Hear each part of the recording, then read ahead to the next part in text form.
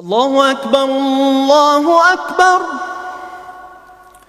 Bismillahirrahmanirrahim. Nahmaduhu wa nusalli ala rasulihil karim, amma ba'd. Assalamualaikum warahmatullahi wabarakatuh. Magandang umaga po sa inyong mga kapatid. Ngayong araw nais kong magbahagi ng isang maikling pagninilay tungkol sa kahalagahan ng pagmumuni-muni.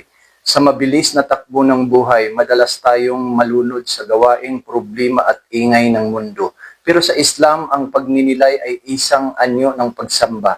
Paulit-ulit tayong inaanyayahan ni Allah sa Quran na magnilay sa kalikasan, sa mga pangyayari at higit sa lahat sa ating sariling puso. Kapag huminto tayo sandali at nag-isip, napapansin natin ang mga biyayang hindi natin napapansin at ang mga aral na nakatago sa bawat pagsubok.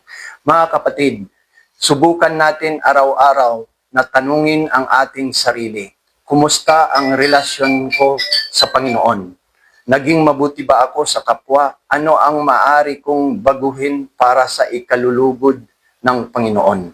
Ang ganitong simpleng pagninilay ay nagpapalambot ng puso at nagpapalakas ng pananampalataya at nagtuturo sa atin na magpakumbaba at magbago.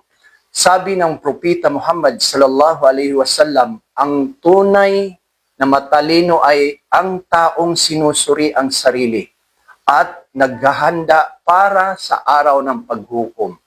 Mga kapatid, hilingin natin kay Allah na gabayan ang ating mga hakbang, linisin ang ating puso at palakasin ang pananampalataya. Naway bigyan tayo ni Allah ng kapayapaan, liwanag at isang pusong laging dumudulog sa Kanya. Amen.